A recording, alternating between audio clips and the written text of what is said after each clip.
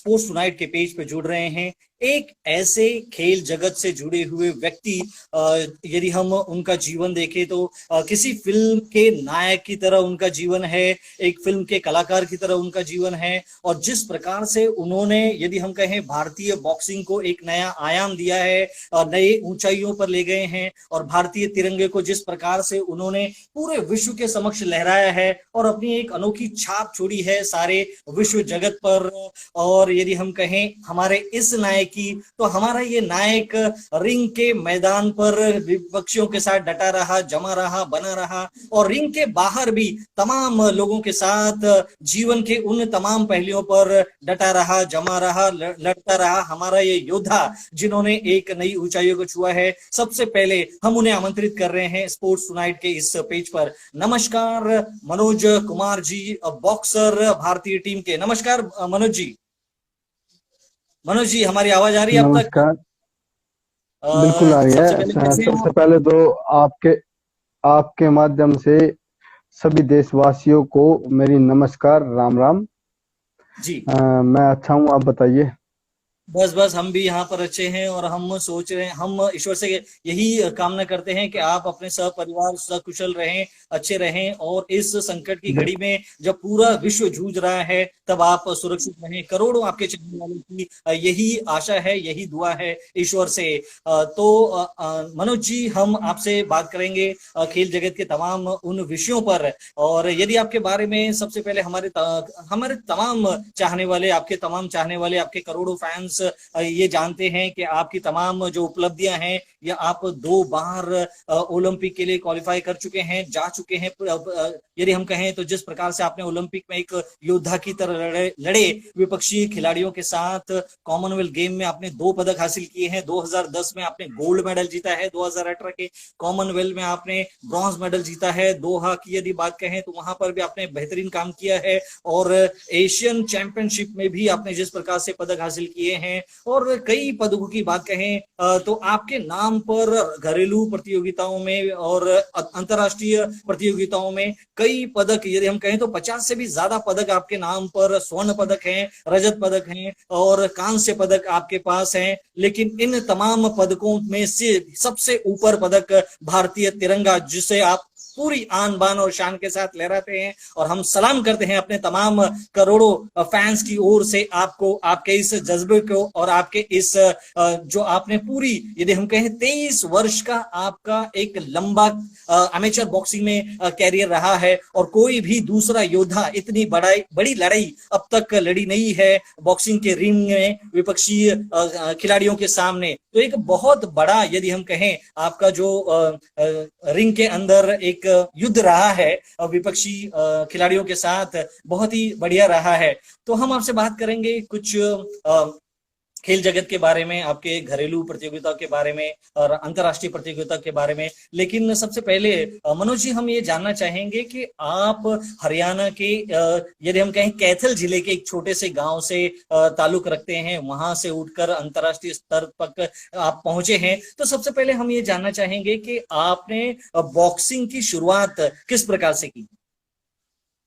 देखिए, मैं बताना चाहूंगा कि मैं बचपन में जब छोटा था, 7 साल 6 साल इस एज का था, तो मेरे बड़े भाई उस टाइम बॉक्सिंग करते थे। जी।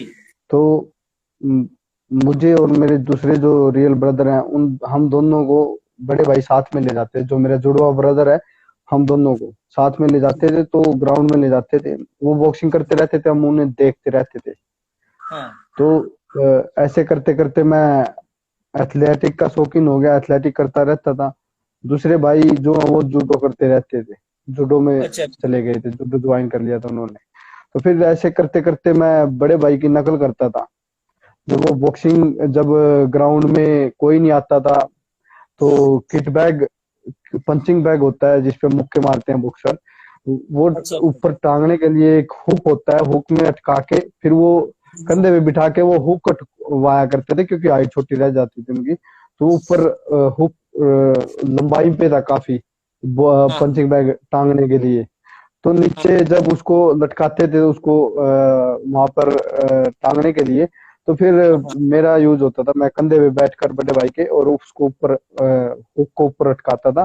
तो अच्छा, उसको फिर मैं वहीं पे बैठकर उसका टाइम देखता था और उसको वॉच करता था, क्योंकि हाँ, हाँ, जिस दिन बारिश हो जाती थी या कुछ हो जाता था, हमारा ग्राउंड पास में था, तो हाँ, हाँ, हाँ, बड़े भाई जब मुझे ले जाते थे तो मैं उनको देखता रहता था, नकल करता था। तो मैं हाँ, घर जाकर उनकी नकल करता था, अच्छा, अच्छा, भाई आज अपने माता पिता के आगे कि आज बड़े भाई ने ऐसे मुक्का मारा, आज ऐसे मारा। तो मैं उनकी फाइट भी देखता था वहां पर, बड़े हाँ, हाँ, फौर्चुने हाँ, थे वो। तो उनकी हाँ, नकल मैं वहां पे घर जाके फिर करता था, फाइट देख के, आज इसने ऐसे मारा, आज ऐसे मारा, जैसे बच्चे मूवी देखते हैं उनकी नकल करते हैं, आज अच्छा, अमिताभ ने अच्छा, ऐसे मारा, आज सलमान ने ऐसे मारा। तो हाँ, ऐसे ही देखते देखते फिर मैं नकल करते करते जब बॉक्सिंग के कुछ 97 की बात है, हाँ, 96 हाँ, 97 97 की बात है, जब उस हाँ, टाइम पे कुछ बॉक्सिंग के बच्चे बैठे थे, तो उन्होंने मेरे को बोला कि तुझे बॉक्सिंग आती है। मैं उनके आगे हाँ, नकल कर रहा था, जैसे बड़े भाई की नकल कर करता था। तो बड़े भाई हाँ, मुझे हाँ, गाइड करते रहते थे, मैं बॉक्सिंग अच्छे से सीख गया था। तो फिर हाँ, हाँ, उन्होंने सोचा ये ऐसे ही कर रहा है, बॉक्सिंग कर रहा है, तो कुछ मतलब कि हरियाणवी में कहते हैं अड़बैती बालक। अच्छा, अच्छा, अड़बैती बालक मतलब कोई जैसे बच्चे होते हैं जो लड़ाई झगड़े वाले, तो वो हाँ, स्वार्थी बालक थे। तो उन्होंने क्या किया, बोला तेरे को आती है बॉक्सिंग आती है? तो मैंने बोला हाँ, हाँ आती है। तो उन्होंने मेरे फाइट करवाई एक लड़के के साथ, वो स्टेट हाँ, मेडलिस्ट था। तो उसके हाँ, हाँ, साथ फाइट करवाई, तो मैंने उसको फाइट में वन साइड बीट किया, अच्छा, अच्छा, अच्छा, विदाउट माउथ गार्ड और विदाउट बैंडेज। तो अरे वाह, मैंने ऐसे ही ग्लव्स डाले और उसको वन साइड बीट किया। तो मेरे से बड़े वेट का था वो, हाँ, हाँ, मैं 23 24 का था, वो 23 केजी का था, और वो मेरे ख्याल से 45 केजी का था। अच्छा, अच्छा, तो अच्छा, बड़े भाई ने उस दिन मुझे देखा, और हाँ, देखते ही मुझे 96 में अटलांटा ओलंपिक में लेंडर पेस जी का मेडल आया था। तो बड़े अच्छा, अखबार में उनकी न्यूज थी, तो बड़े भाई ने मुझे बोला कि बॉक्सिंग सीखेगा? हाँ, मैं हाँ, क्या, हाँ, हाँ। बोला हम्म, करेगा बॉक्सिंग? मैं हाँ, क्या हाँ करूंगा। तो हाँ, बोला, लेकिन उन्होंने लेंडर पेस का फोटो दिखाया और बोला ये ओलंपिक है, यहाँ जाएगा तो मैं तुझे बॉक्सिंग कराऊंगा। हाँ, हाँ, मैं हाँ, बोला मैं जाऊंगा। हाँ, तो फिर वो दिन था, वो रात का दिन था कि मैंने पीछे मुड़कर नहीं देखा। और हाँ, फिर मैंने उनके साथ उन्होंने मुझे बचपन से ही ओलंपिक की गाइडलाइन दी। तो फिर हाँ, 97 के बाद 98 में मैं फर्स्ट टूर्नामेंट खेला और उसमें चैंपियन बना। अच्छा, अच्छा, अच्छा, अच्छा, और उसके बाद कंटिन्यू बॉक्सिंग करता रहा। लेकिन उसके बाद जब उन्होंने देखा कि मुझे ओलंपिक तक इस बॉक्सर को ओलंपिक चैंपियन बनाना है, तिरंगा लहराना है और हाँ, एक हाँ, इंडिया में नाम बनाना है, तो फिर हाँ, हाँ, उन्होंने मेरे लिए मेरे जुड़वा ब्रदर को जुडो से, जो कि उस टाइम पे 98 99 में बेस्ट हरियाणा जुडो वार्डी प्लेयर रह चुका था, उसको अच्छा, जुडो छुड़वा के बॉक्सिंग शुरू करवाया। हाँ, तो हाँ, बॉक्सिंग इधर से मैं एथलेटिक से और वो जुडो से। तो एथलेटिक वाले कोच ने भी ऑब्जेक्शन किया और जुडो वाले कोच ने भी ऑब्जेक्शन किया। लेकिन बड़े भाई ने उन दोनों कोचेज से बुराई लेकर और उनसे मतलब कि बातें कर कर और हमें बॉक्सिंग में दोनों की ट्रेनिंग आपस में स्टार्ट करवा दी, दोनों की फाइट वगैरह। तो हाँ, हाँ, मेरे भाई को पता था कि एक चैंपियन बनाने के लिए दूसरा भी कोई चैंपियन ही चाहिए, तो उन्होंने मेरे हाँ, ब्रदर को चुना उसके लिए। क्योंकि हाँ, रेगुलरिटी, जो स्पोर्ट्स पर्सन होता है वो कंटिन्यूटी मांगता है। हाँ, हाँ, हाँ, कंटिन्यू आप ग्राउंड पे एक दिन भी मिस नहीं कर सकते। तो जी, ऐसे जी, में तो मेरा भाई, मेरे मेरे कोच जो बड़े हैं, राजेश कुमार राजन, जो कि एज ए कोच अभी बॉक्सिंग कोच हैं कुरुक्षेत्र यूनिवर्सिटी में, हाँ, हाँ, हाँ, अपनी जिम्मेवारी दे रहे हैं। और उन्होंने मुझे मेरे को चैंपियन बनाने के लिए मेरे दूसरे ब्रदर को जूडो से, बेस्ट जूडो प्लेयर से बॉक्सिंग में डाला, और वो भी इंटरनेशनल है और मैं भी इंटरनेशनल। कंटिन्यूटी सफर जारी रखा हम दोनों का, और हाँ, अपने अरमान पीछे रखकर, खुद अपनी चाहत को पीछे रखकर, और फिर हम पे फोकस किया अच्छा अच्छा अच्छा। वो भी अच्छे बॉक्सर थे, लेकिन उनके साथ कुछ उनको मौका नहीं मिला। वही कहते हैं, हर हिस्से में खुशी नहीं होती। तो जी जी जी। किसी तरह से वो अपने अरमानों को, क्योंकि बड़े थे, वो जिम्मेवारी भी थी परिवार की काफी, तो फिर जी उन्होंने हम दोनों भाइयों पे ध्यान दिया। और दूसरे ब्रदर भी मेरे इंटरनेशनल और मैं भी इंटरनेशनल हूँ, और कंटिन्यू कंटिन्यू हम ओलंपिक तक का सफर ऐसे कंटिन्यू जारी किया। और बड़े भाई भी इंडिया के बेस्ट प्लेयर रह चुके हैं। दूसरे भाई जो जुड़वा भाई है, वो भी इंडिया के बेस्ट प्लेयर रह चुके हैं, और बड़े भाई के आशीर्वाद से हम कंटिन्यू अब तक सफर जारी कर रहे हैं। जी जी जी। जी मनोज जी, तो इसका अर्थ ये है कि आपके बड़े भाई, जिनका सपना लेकर आप दोनों भाई चले इस, यदि हम कहें बॉक्सिंग के रिंग में, और उन्होंने अपने तमाम सपनों को आपके माध्यम से पूरा भी किया। यह पूरा विश्व देखता भर रह गया और स्तब्ध रह गया कि एक छोटे से गांव से निकलकर यह लड़का किस प्रकार से पूरे विश्व पर अधिराज्य जमा रहा है। और यदि हम आपके शुरुआती समय की बात करें, तो जिस प्रकार से आप छोटे से गांव में थे, तो उस गांव से निकलकर जो अभ्यास क्रम होता था, जो वो किस प्रकार से आप लोग करते थे? देखिए, कोई देखिए, हम ज्यादा बड़ी फैमिली से नहीं थे। हाँ हमारे फादर एक आर्मी चैंपियन थे, क्योंकि उन्होंने बटालियन में हवलदार लेवल पर, सिपाही लेवल पर स्पोर्ट्स किया था। तो हाँ हाँ। उन्होंने आर्मी में सन 65 और 71 की 2 लड़ाई भी लड़ी है देश के लिए। अच्छा तो अच्छा। उनका सपना था कि मैं अपने बच्चों को स्पोर्ट्स में डालूं, अपने बच्चों को स्पोर्ट्स कराऊं, क्योंकि उनके टाइम में स्पोर्ट्स का इतना ज्ञान, मतलब इतनी इतनी जानकारी नहीं थी। लेकिन उन्होंने आर्मी में गए, तो आर्मी में स्पोर्ट्स सबसे ज्यादा है। तो हाँ हाँ हाँ। वहां पे उन्होंने खुद स्पोर्ट्स किया, तो स्पोर्ट्स का महत्व समझा, तो उन्होंने बड़े भाई की जिम्मेवारी डाली। बड़े भाई को एक अच्छा प्लेयर बनाना था, लेकिन बड़े बड़े भाई के पास काफी जिम्मेवारियां थी, परिवार की भी, और कुछ पॉलिटिक्स स्पोर्ट्स में चलती रहती हैं। तो उनके साथ फिर वो उन्होंने अपने अरमान दबाए, और उन्होंने कंटिन्यू हम दोनों को चैंपियन बनाने का सपना देखा। और उसके बाद 2010 में, तब से हाँ लेकर कंटिन्यू 2010 में हमें पहली पहचान मिली, हाँ कॉमनवेल्थ हाँ गेम्स में मौका मिला, हाँ हाँ हाँ। और मैंने गोल्ड मेडल जीता।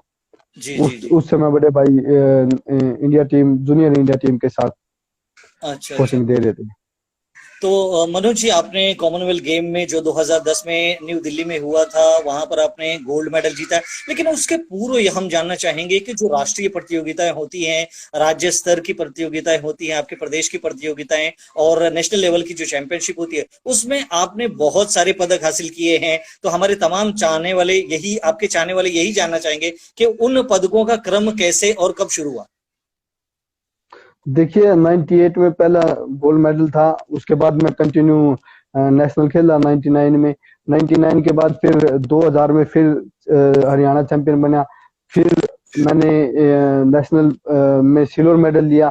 फिर उसके बाद 2001 और 2002 में कंटिन्यू मैं चैंपियन, मैं और मेरा ब्रदर दूसरा, उसने बाद में बॉक्सिंग शुरू करी थी, जो जूडो प्लेयर से बॉक्सिंग में आया था। तो हम दोनों कंटिन्यू चैंपियन हुए स्टेट में। लेकिन दोनों को नेशनल नहीं मिली। अच्छा अच्छा।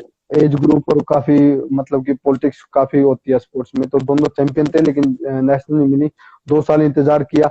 2003 में फिर हम चैंपियन बने जूनियर में लेवल पर, दोनों हाँ ब्रदर, हाँ 2003 हाँ में और 4 में। लेकिन हाँ। मेरे नसीब में नेशनल मिली, मुझे नेशनल मिल गई, लेकिन दूसरे ब्रदर को नहीं मिली। वो वहीं पर सफर रह गया उसका। तो हाँ मेरे हाँ को कंटिन्यू फिर नेशनल में मैंने ब्रॉन्ज मेडल लिया।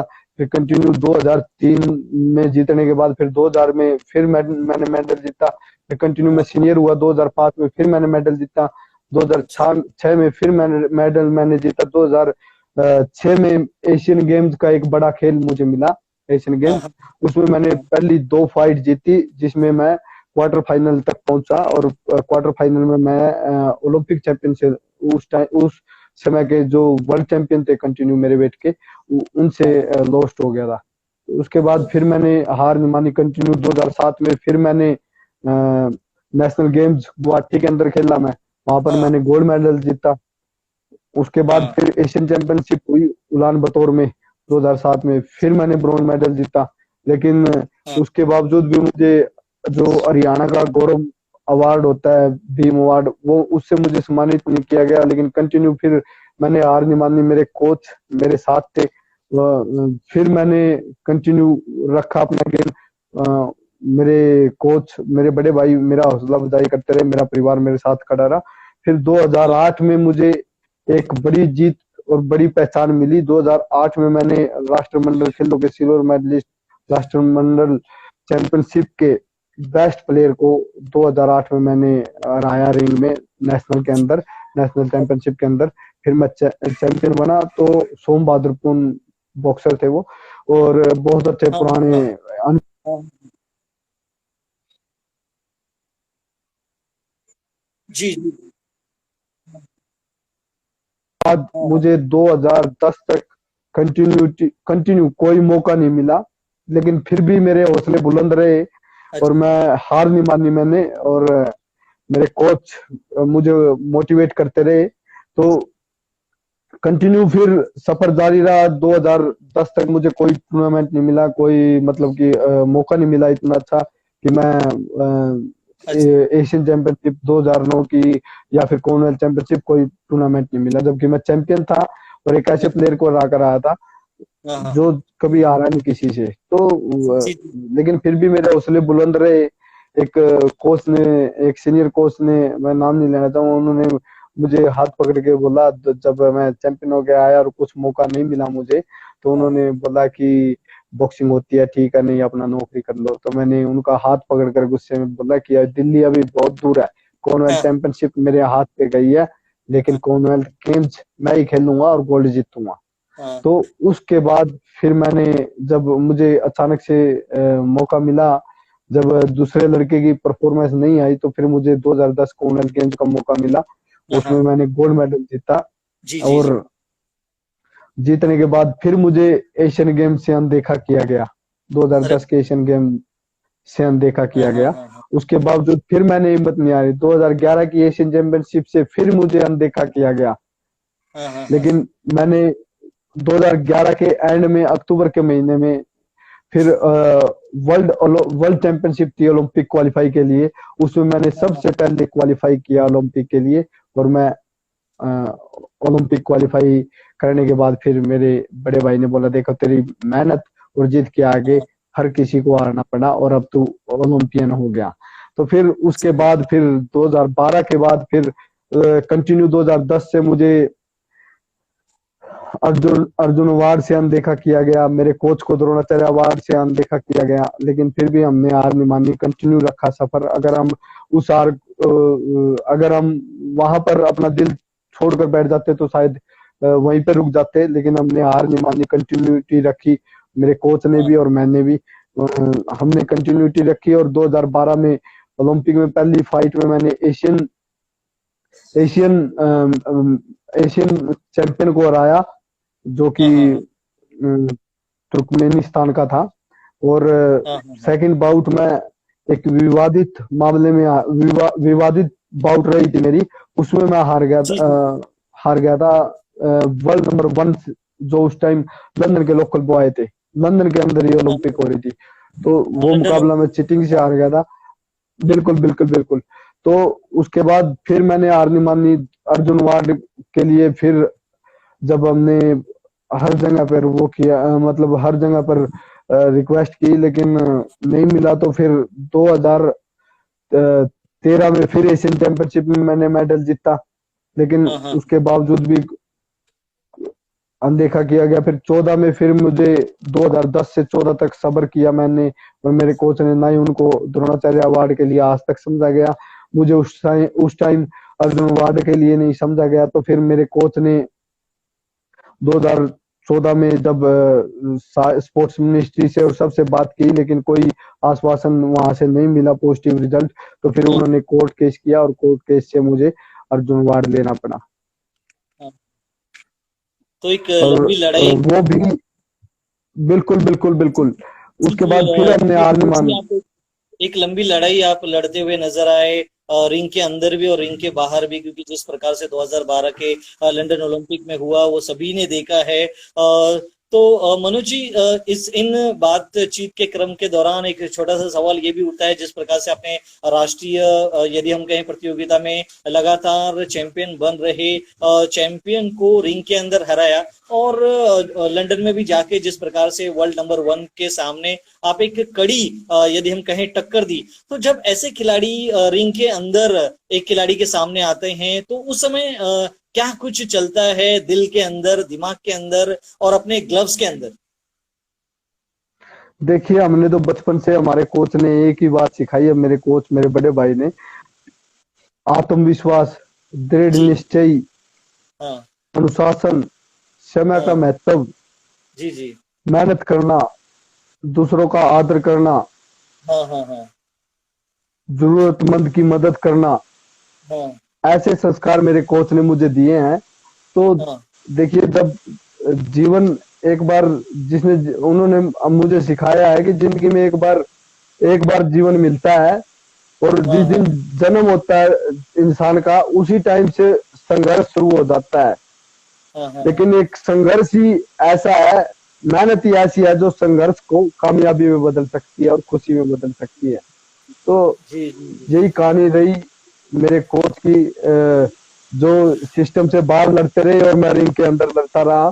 दिमाग हाँ। पॉजिटिव रखना पड़ता है हर चीज के लिए।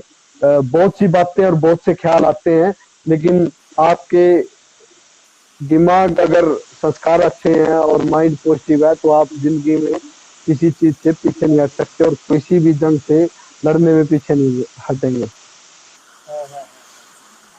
तो मनोज जी, जी बिल्कुल, आपने अपने तमाम उन गुणों को बताया जो कि आपके कोच ने आपको समझाया। और मनोज जी, हम ये जानना चाहेंगे कि 2016 का वो जो रियो ओलंपिक था, जो कि दूसरी बार आप ओलंपिक में पहुंचे, वहां पर गए, तो एक खिलाड़ी जब बचपन में सपना लेकर चलता है और उसके कोच, उसके भाई ओलंपिक का सपना दिखाते हैं, तो जब पहली बार या जब ओलंपिक में आप प्रवेश करते हैं, तब उस समय विदेशी जमीन पर कैसा लगता है आपको या खिलाड़ी को? देखिए, बहुत अच्छा लगता है, क्योंकि ये ओलंपिक खेल मेला एक सबसे बड़ा खेल माना जाता है, जो कि पूरे वर्ल्ड को इकट्ठा करता है खेल के माध्यम से। तो तभी उसको ओलंपिक नाम दिया गया है। और उसका उसमें खेलना सभी अपने आप को भाग्यशाली और सौभाग्यशाली मानते हैं। असली खिलाड़ी की मेहनत तब सफल होती है जब एक वो ओलंपिक लेवल पर पहुंचते हैं, क्योंकि ओलंपिक जो ये छल्ले होते हैं ना, ओलंपिक के छल्ले निशान होते हैं, तो ये दिखते हैं ना, जब जब सीने पे चढ़ते हैं, उसका जोश और उसकी कामयाबी और उसकी खुशी निराली होती है। और ओलंपिक में जाने के बाद इंसान यही सोचता है कि तिरंगे के लिए मैं कुछ ऐसा करूं कि दुनिया याद रखे हमें। तो को सब ने यही कहकर भेजा है, बोला बेटा सारे हाँ हाँ। रिकॉर्ड तोड़ दे, बाकी मुझ पे छोड़ दे। तो तिरंगे के लिए मैं एक बात कहना चाहूंगा, तिरंगा हमारी आन में, तिरंगा हमारी शान में, तिरंगे में हाँ। हमारी वही श्रद्धा जो श्रद्धा हमारी हमारे भगवान में। जी जी जी बिल्कुल।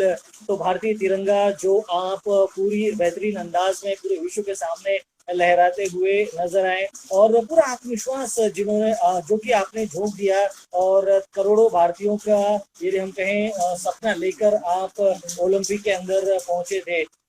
जी, यदि हम, मेरा एक सवाल और मन में कुछ पल से उठ रहा था कि आप हरियाणा के एक छोटे से गांव से बिलोंग करते हैं, और हरियाणा के कई ऐसे खिलाड़ी हैं जिन्होंने खेल जगत में काफी नाम कमाया है। यदि हम कहें बॉक्सिंग की ही बात कहें तो वीरेंद्र सिंह हो गए, अखिल कुमार हो गए, शिव थापा हो गए, और यदि हम कहें कई सारी महिला बॉक्सर हैं जिन्होंने अपना नाम कमाया है। अन्य खेलों में नीरज चोपड़ा हो गए, मनु भाकर जैसी एक लेडी खिलाड़ी जो कि काफी बेहतरीन कर रही हैं भारत के लिए, और साक्षी मलिक हो गई, यदि हम कहें गीता फोगट, बबीता फोगट, फोगट फैमिली हो गई, और बजरंग, यदि हम कहें तो जिस प्रकार से बजरंग पूनिया हो गए, योगेश्वर दत्त हो गए, कई ऐसे नाम हैं जो मेरे मस्तिष्क में चल रहे हैं।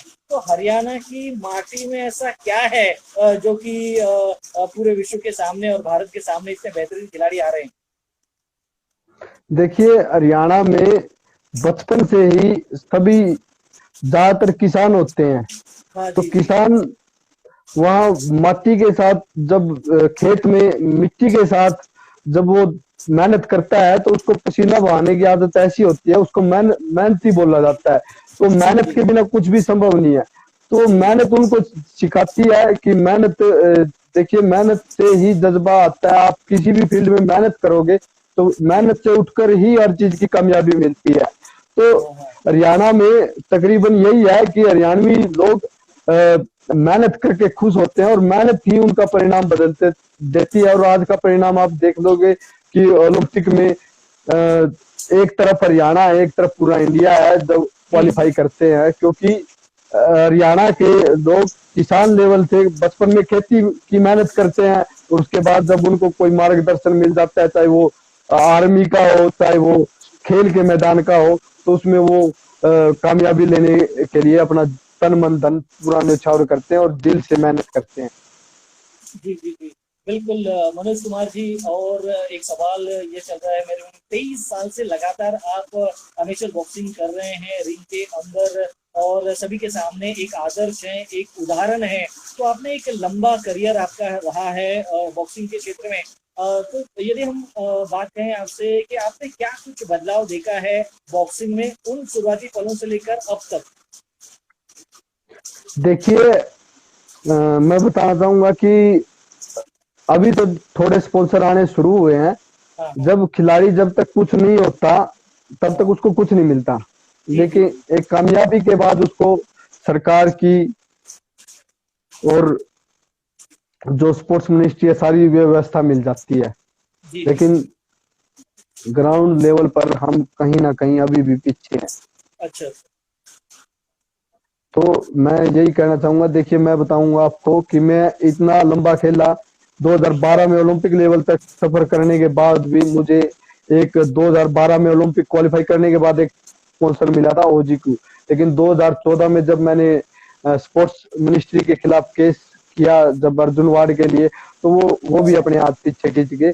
और उसके बावजूद फिर मुझे स्पोर्ट्स स्पॉन्सर की जरूरत थी, क्योंकि इतने बड़े परिवार से नहीं है हम, फौजी किसान के बेटे हैं। तो नॉर्मल फैमिली है और उसमें हमारा तनख्वाह जो आती है क्लास अभी क्लास 2 हुआ हूं मैं, तो क्लास अच्छा। 3 में तो तकरीबन हमारे जूते स्पोर्ट्स के खर्चे ही निकलते हैं, उसमें हमारा पूरा सारा नहीं लग पाता। जब हम उसके लिए पूरा स्पॉन्सरशिप चाहिए। लेकिन हाँ हाँ। तभी भी मैं स्पॉन्सर नहीं था ओलंपिक खेलने के बावजूद भी। और मुझे 15 में एक छोटा सा मसल पेन हुआ, 2013 में एक मसल पेन हुआ था। हाँ लेकिन हाँ। उसके बावजूद भी मैं कंटिन्यू रखा मैंने, और 2015 में मैंने 1.5 साल लगातार साइकिल पे अपने आप को फिट रखा। और हम्म। फिर रियो ओलंपिक में फिर टॉप स्कीम से मुझे अनदेखा किया गया। टारगेट ओलंपिक पोडियम में 10 खिलाड़ियों को शामिल किया गया था, लेकिन हाँ। उसमें मैं नहीं था। लेकिन 10 जो खिलाड़ी थे उनमें से शिवा थापा और विकास कृष्ण ने ही क्वालिफाई किया था, बाकी सब जी जी। रह गए थे। लेकिन एक थर्ड पर्सन मैं था जिसने बिना स्पॉन्सरशिप बिना टारगेट ओलंपिक की हेल्प के अपने आप को प्रूव करके दिखाया था। और 1.5 साल साइकिल पे साइकिलिंग करके फिट होके और वर्ल्ड चैंपियनशिप में क्वालिफाई करके ब्रॉन्ज मेडल जीत के क्वालिफाई करके, और रियो ओलंपिक में भी फर्स्ट बाउट में लंदन ओलंपिक के ब्रॉन्ज मेडलिस्ट को मैंने हराया। और उसके हाँ हाँ। बाद मैं जो करंटली वर्ल्ड सिल्वर मेडलिस्ट था और करंटली चैंपियन बना, उससे मैं 10-9 की फाइट आ रहा है, क्लोज बाउट। तो आप देखिए, पहले इतने स्पॉन्सर नहीं थे, लेकिन अब स्पॉन्सर आए हैं। जैसे कि मैं बताना चाहूंगा आपको, जैसे योगेश्वर दत्त थे, पहले उन्होंने बहुत मेहनत की, 2-3 सर्जरियां होगी शरीर की। लेकिन 2012 में ओलंपिक मेडल के बाद उनको जो फैसिलिटी मिली उसका बेनिफिट कहीं ना कहीं बजरंग पुनिया को मिला। और उसके बावजूद बजरंग पुनिया को कंटिन्यू फिजियो फैसिलिटी सब मिलनी स्टार्ट हुई। तो वो आज के दिन वर्ल्ड में नंबर 1 है, क्योंकि फिट है तो हिट है। जी जी। और बिल्कुल बिल्कुल। खिलाड़ी के साथ चोट का, वो कहते हैं ना, चोट तो खिलाड़ी का गहना है, तो चोट जी तो जी। लगती रहती है। तो उनको अगर टाइम पे संभाला जाए तो हमारे इंडिया के हर खिलाड़ी वर्ल्ड चैंपियन, ओलंपिक चैंपियन बन सकते हैं, कोई बड़ी बात नहीं है। जी जी। मनोज जी, कुछ हमारे चाहने वाले हैं, उनके सवाल भी हम ले लेते हैं। एक किंग अतरे जो कि आपसे कुछ जानना चाहते हैं, उन्होंने लिखा है कि भाई साहब आप ये बताओ, सभी खिलाड़ी को ये बताओ कि सभी खिलाड़ी को सबसे ज्यादा किस चीज की जरूरत होती है। उनका ये कहना है कि जो खिलाड़ी होते हैं उन्हें सबसे ज्यादा किस चीज की जरूरत होती है, वो आपसे जानना चाहते हैं। सबसे ज्यादा उनको होती है कुछ करने की इच्छा की आग, मन में एक आग जगानी पड़ती है।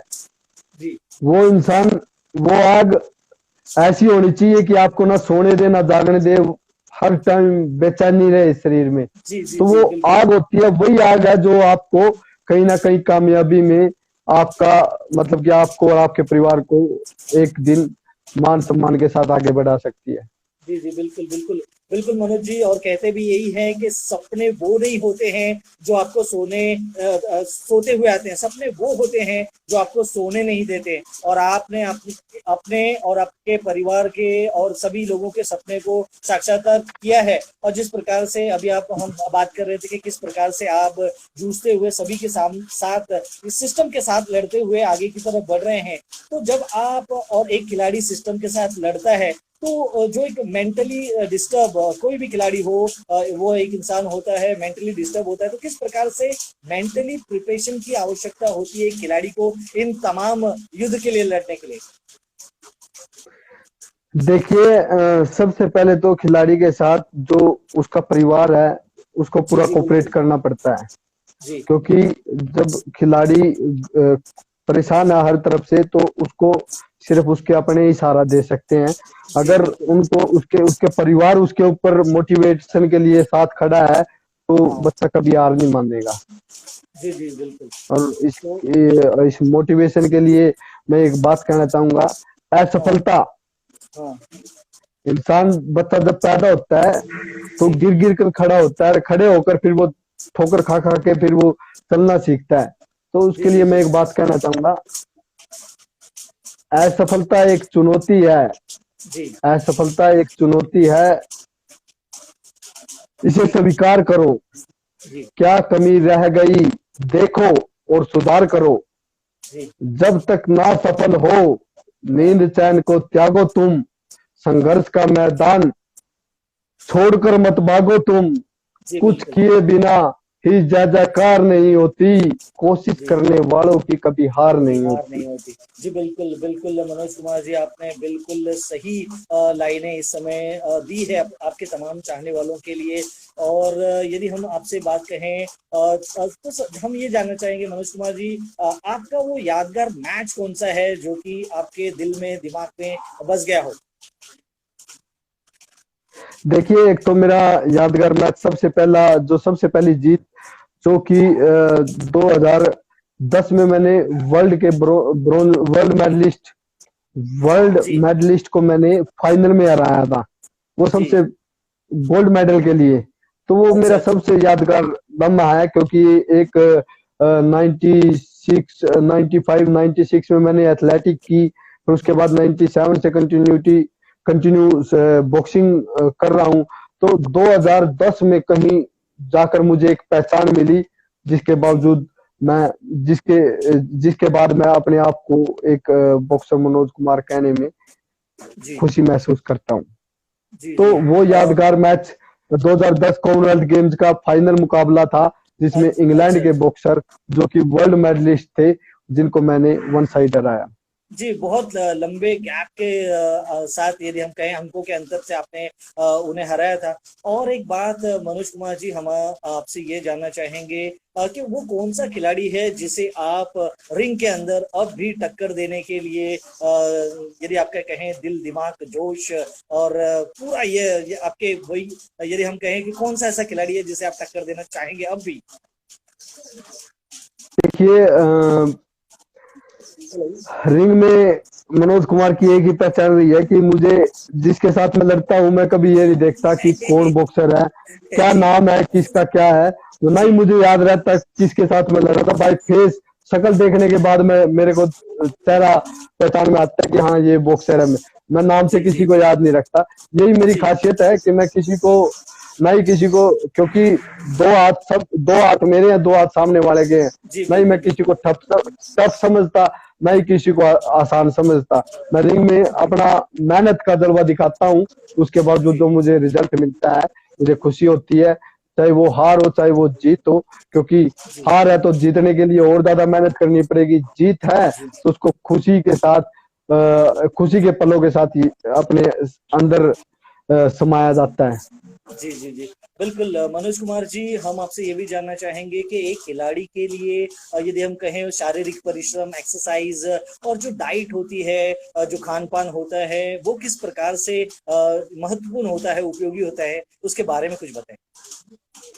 देखिए डाइट पहले तो देखिए मैं बताऊंगा कि बॉक्सर हमारे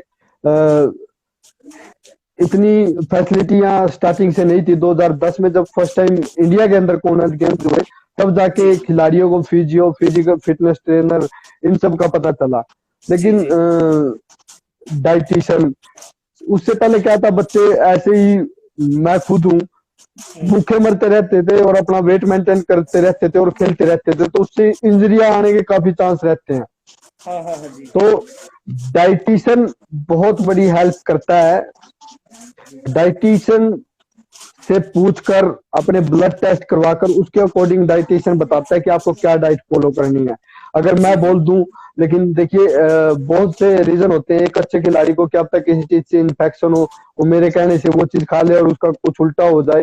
तो जी डाइट जी जी हमेशा डाइटिशियन डाइटिशियन से पूछकर और अपने जी जी ब्लड जी टेस्ट वगैरह कराकर, जो जिस चीज की कमी हो उसकी पूर्ति करने के लिए फिर उस चीज को फॉलो किया जाता है।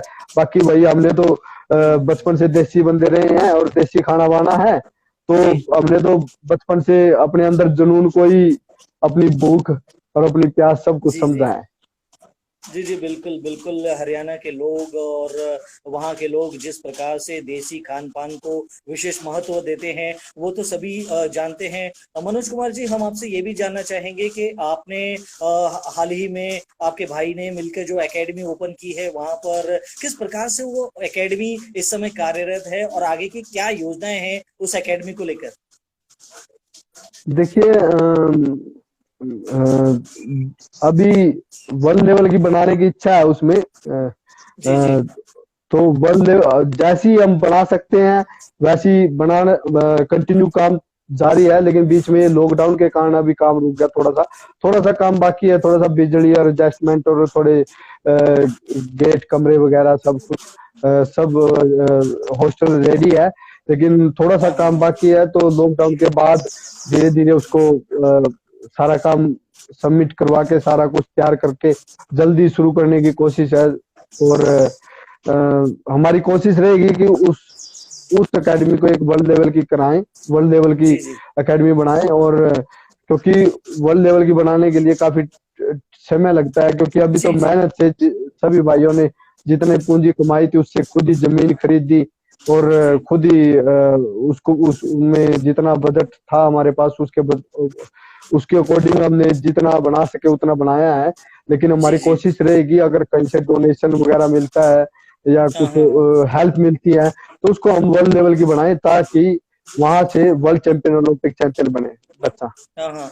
तो यही वही हम जानना चाह रहे थे कि क्या कोई आपको अब तक कोई सपोर्ट, कोई सहयोग सरकार से या कोई निजी कंपनी से इस वर्ल्ड लेवल की बॉक्सिंग एकेडमी बनाने के लिए अब तक आपको मिली है, या आप प्रयास कर रहे नहीं, हैं उस या। उसके लिए मैं बताना चाहूंगा आपको, 2013 में हमने ये क्या नाम लेते हैं, अ, हरियाणा में ये सीएम थे उस टाइम पे, हुड्डा जी, भूपेंद्र जी हुड्डा जी। उन्होंने हाँ जगह पास की थी यहाँ पे हमें, हुड्डा में ही, कुरुक्षेत्र के अंदर ही जी 4-5 किले जमीन के दिए थे। और हाँ हाँ वो मतलब कि जमीन की यस हो चुकी थी, लेकिन वो आचार संहिता लग गई थी, आगे इलेक्शन आ गए थे बीजेपी के। तो जी बीजेपी की सरकार जब आई तो खट्टर जी के पास, हमारे माननीय मनोहर लाल खट्टर जी के पास जब हम गए, तो उन्होंने ये बोलकर काना कर दिया साइड में कि बोले कि जमीन का क्या करोगे, अभी खेलो तुम। तो फिर मैं क्या बोलता। तो उसके लिए पॉलिटिकल थोड़ी सहायता की जरूरत होती है, लेकिन कोई हेल्प नहीं हुई, लेकिन हमने हार नहीं मानी। क्योंकि जी, देखिए जब तक इंसान गरीब तब नहीं है, इंसान गरीब तब है जब वो कुछ कर दिल नहीं से, सकता। या दिल से, बिल्कुल, दिल से बिल्कुल, गरीब बिल्कुल, होता है इंसान। बिल्कुल, बिल्कुल, और बिल्कुल, जब बिल्कुल। दिल और मन उसका अमीर हो तो फिर सब कुछ फीका है। तो हमने मेहनत जी, की, जी, जी। और मेहनत से, और उससे अपनी जमीन भी खरीदी, और अब एकेडमी बननी स्टार्ट है, कुछ ही दिनों में शुरू हो जाएगी। जी, जी। मनोज जी, हम आपसे ये जानना चाहेंगे कि इस समय आप रेलवे में कार्यरत हैं और रेलवे के लिए आपने कई सारे पदक जीते हैं, और रेलवे में जिस प्रकार से अंबाला में आप इस समय स्पोर्ट्स अथॉरिटी ऑफिसर के रूप में कार्यरत है, तो उस बारे में कुछ बताएं कि क्या कुछ हुआ आपके जीवन में इसको लेकर। देखिए, इसमें मैं बताऊंगा आपको जी, कि 2010 में मुझे जब पहचान मिली, तो हमारे कॉमनवेल्थ गेम चैंपियन तकरीबन बहुत से मुझसे कम अचीवमेंट वाले खिलाड़ी बहुत से डीएसपी पद पर नियुक्त किए गए हरियाणा सरकार में, लेकिन वहां पर कहीं ना कहीं मुझे लग रहा है कि मेरी पॉलिटिकल अप्रोच नहीं थी, तो मुझे वहां भी अनदेखा किया गया।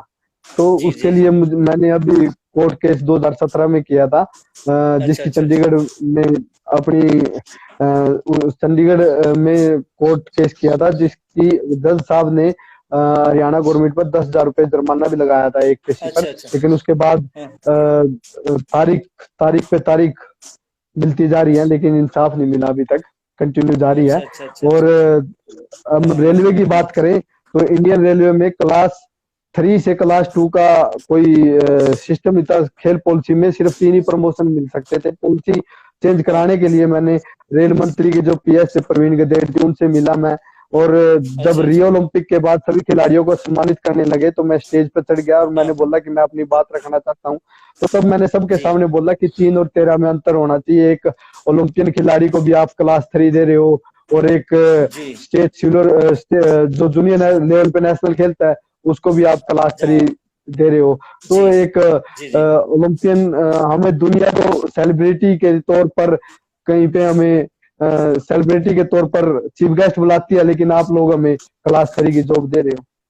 जी, जी, तो जी। उस समय फिर ये पॉलिसी 2018 में चेंज हुई, और 2018 में हम्म, चेंज होने के बाद अब मैं क्लास 2 हूँ, और स्पोर्ट्स ऑफिसर हम्म, अम्बाड़ा में, अम्बाड़ा डिवीजन में हूँ। हम्म। जी, जी। मनोज जी, आपने कई सारे पदक हासिल किए हैं अपने जीवन के अंदर, और यदि हम कहें तो 2018 में बेस्ट बॉक्सर का आपको पुरस्कार मिला है भारतीय स्तर पर। और यदि हम कहें विश्व बॉक्सिंग रैंकिंग की, तब आप 2012 से लेकर 2015 तक लगातार वर्ल्ड रैंक नंबर 6 पर बॉक्सिंग में आप रहे हैं। तो कैसा लगता है आपको इस तरह से विश्व स्तर पर अपने रैंक को बरकरार रखते हुए देखना? और बिल्कुल बहुत खुशी होती है। जी, इस बरकरारी को मैं और लंबा और कम कर सकता था, लेकिन टाइम पर, समय पर अगर सब कुछ पॉजिटिव हो, सब कुछ पॉजिटिव मिल जाए, तो जी, इंसान जी, पता नहीं क्या से क्या कर दे। तो जी, जी, बिल्कुल। उसी चीज की कमी रह गई बस, कहीं ना कहीं। देखिए कहीं टाइम पे स्पॉन्सर मिलना, कहीं टाइम पे सरकार की हेल्प मिलना, और कहीं जी, टाइम पर आपको मौके मिलना, तो जी, जी, बहुत बड़ा सराहनीय काम करता है। जब जैसे मौके पर क्रिकेट जी, की कहावत है, बोले मौके पे चौका जी, मारना। जी, तो मौके पे चौका जी, लग जी, जाता है, अगर बिल्कुल। टाइम पे सब कुछ मिल जाए। तो ये वर्ल्ड रैंकिंग जी, भी और लंबी चल सकती थी, और ये वर्ल्ड रैंकिंग 6 से 1 भी हो सकती थी।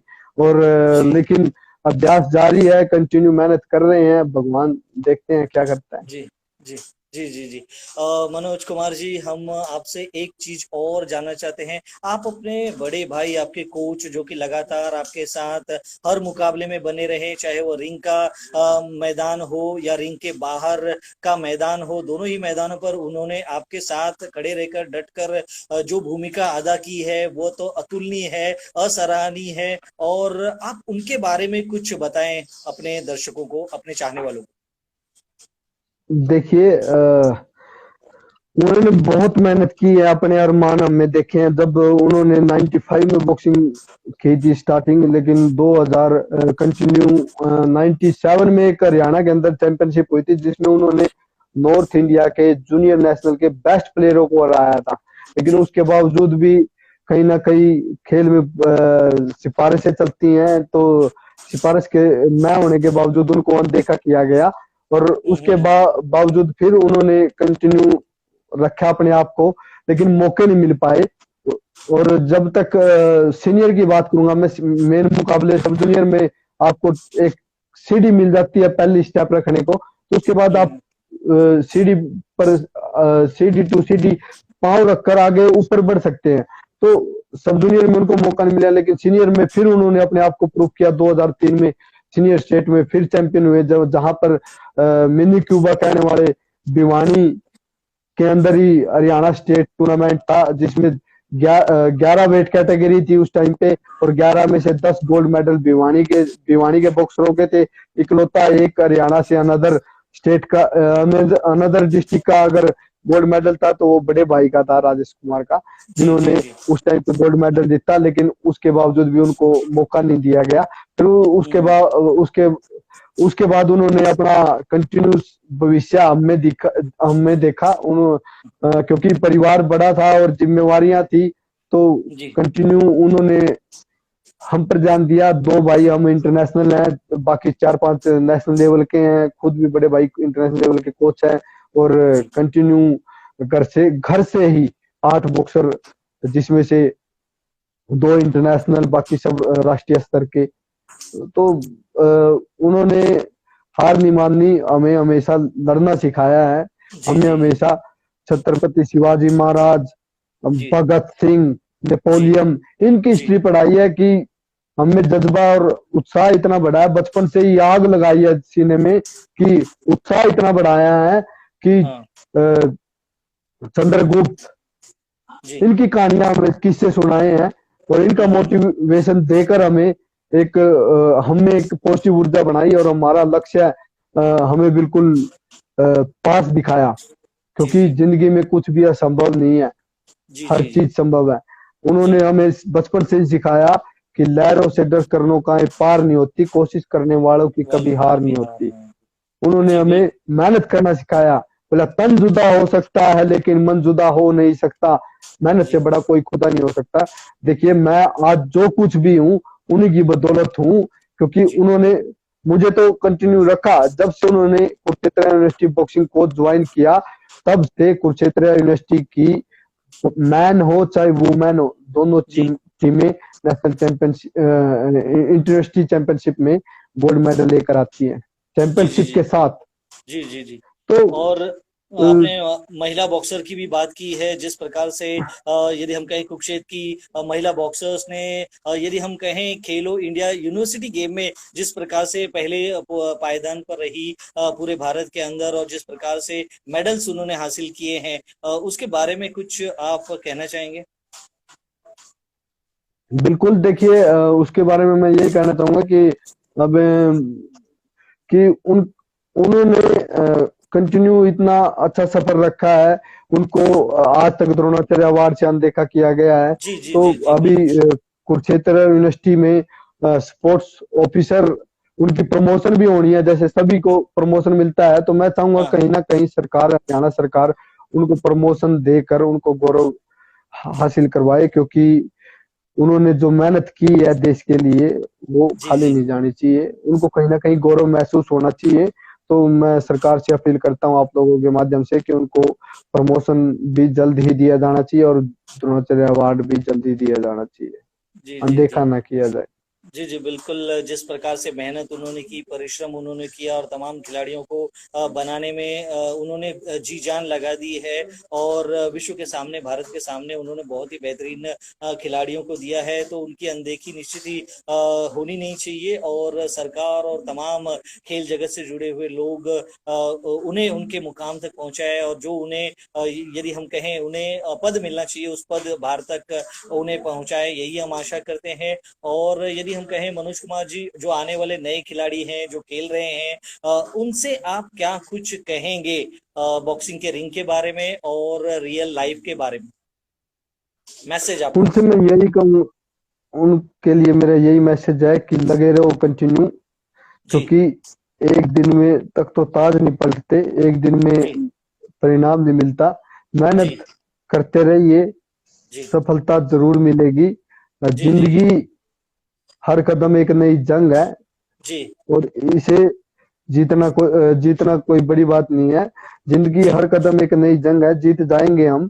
हमारी जी बिल्कुल। थिंकिंग, सोच अच्छी है, और हमारा परिवार और हमारे साथ सब साथ है, खड़े हैं तो। जी जी जी बिल्कुल। मनोज क्योंकि कुमार जी। अपनों के हाँ बिना अपनों के बिना कोई जंग नहीं जीती जाती, तो अपनों का सपोर्ट और दम रहना चाहिए। तो उसके जी जी लिए परिवार, जो भी बड़े बूढ़े हैं, जो भी हैं बुजुर्ग, आंटी अंकल माता बहन, तो बड़े हैं तो अपने छोटे बच्चों के साथ उनको पूरा सपोर्ट कीजिए, खेल के प्रति जी जागरूक कीजिए, और ताकि जी वो अच्छे से अपने खेल पर फोकस कर सके, और आप लोगों का नाम भी रोशन करे, और खुद की भी एक पहचान बनाए। जी जी बिल्कुल।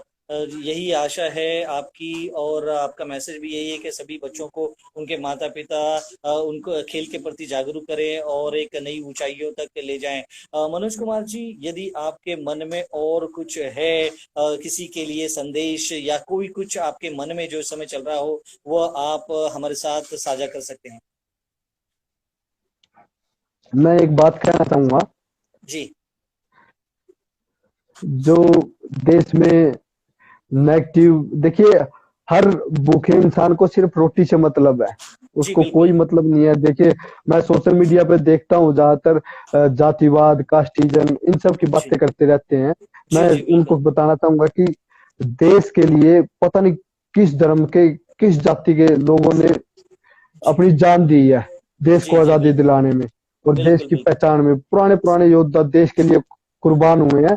जी जी उनकी उनकी सोच यही थी, सिर्फ तिरंगा, तिरंगा जी हमारी शान में, बिल्कुल। तिरंगा हमारी आन में, तिरंगे में हमारी तिरंगा वही हमारा। श्रद्धा, जो श्रद्धा हमारी हमारे भगवान में। तो तिरंगे पे फोकस करिए। जिस दिन आप कुछ अचीव करोगे, तो अपने आप आपका नाम, आपकी जाति, आपका मजहब ऊपर आ जाएगा, सबको पता चल जाएगा भी फलाना है, जी भी जी जी वो आदमी है, इस धर्म से है, इस जाति से है। तो जाति धर्म छोड़कर ऊपर निकलिए, और अपने जी आसपास जो जरूरतमंद है, अपने गांव में, अपने शहर में, उन सबकी जी हेल्प कीजिए। जी तो बिल्कुल। उसके लिए मैं एक बात कहना चाहूंगा, कौम को कबीलों में मत बांटिए, जी कौम को कबीलों में मत बांटिए, जी लंबे सफर को मीलों में मत बांटिए। जी कौम को कबीलों में मत बांटिए, लंबे सफर को मीलों में मत बांटिए। जी एक बहता दरिया है मेरा भारत देश, जी इसको जी नदियों और झीलों में मत बांटिए। मोहम्मद भाटिया। जी बिल्कुल, सही कहा आपने मनोज कुमार जी। तो दोस्तों, ये थे मनोज कुमार जी, हमारे साथ जुड़े थे स्पोर्ट्स टुनाइट के इस पेज पर। और देखें, किसी का कोई प्रश्न, कोई सवाल इस समय, सभी आपको लाइक कर रहे हैं, सभी आपको चाह रहे हैं, और सभी आपसे प्रेम बता रहे हैं। तो दोस्तों, भारतीय तिरंगे की आन बान शान, जो कि भारत में नहीं पूरे विश्व में लहराने वाले मनोज कुमार जी हमारे साथ इस पेज पर बने हुए थे, और अब वे एकेडमी ओपन कर रहे हैं। हम उनसे आज इस समय इस पेज से विदा जरूर लेते हैं, लेकिन इसी आशय के साथ कि वे हमारे साथ जुड़ते रहेंगे, बातें करते रहेंगे, लोगों को अपना प्यार बांटते रहेंगे, और जो उनका सपना है, उनके भाई का सपना है, और उनके तमाम चाहने वालों के सपने हैं, उन सपने को पूरा करने के लिए वे लगातार भरसक प्रयास कर रहे हैं। और मैं यही कहूंगा कि उनकी एकेडमी जो कि इस समय बन रही है, वहां से फिर एक बार भारत के लिए नए नए ओलंपिक्स में जाने वाले, विश्व जगत में, खेल जगत में जाने वाले खिलाड़ी बनकर निकले निकले यहाँ से, और अपने देश का नाम रोशन करे, भारत का नाम रोशन करे, और भारतीय तिरंगे को पूरे विश्व के सामने उसी अंदाज में लहराएं जो कि पिछले 23 साल से मनोज कुमार जी लहरा रहे हैं। और मनोज कुमार जी, आप भी आगे आने वाले समय में सुरक्षित रहें, यदि हम कहें बेहतरीन रहे, और इस खेल में अपना वही मुकाम और वही योद्धा जो कि रिंग के अंदर लड़ रहा है, रिंग के बाहर लड़ रहा है और सबके सामने एक उदाहरण बन के उभर रहा है, एक आदर्श खिलाड़ी के रूप में। और एक लंबा समय 23 वर्षों का कोई आसान होता नहीं, खेल के मैदान पर टिके रहना, जमे रहना। और बॉक्सिंग जो कि एक ऐसा खेल है जहां पर आपको यदि इंजरी हो जाए तब आप मैदान से ही नहीं, यदि आपके कहें तो आपके जीवन पर काफी प्रभाव पड़ता है। लेकिन आप सुरक्षित रहें, सेफ रहें और आगे वाले आने वाले भविष्य के लिए आपको हार्दिक शुभकामनाएं मैं अपने तमाम और आपके तमाम चाहने वालों की ओर से और करोड़ों भारतीयों की ओर से आपको सलाम करता हूं और नमस्कार करता हूं और आपको आने वाले भविष्य की हार्दिक शुभकामनाएं देता हूं। यही आशय के साथ मैं आपसे विदा लेता हूं, फिर आपसे मुलाकात होगी। नमस्कार। आप सभी को जय हिंद, जय भारत, जय हो। जय हो, जय हो, जय भारत। जय भारत।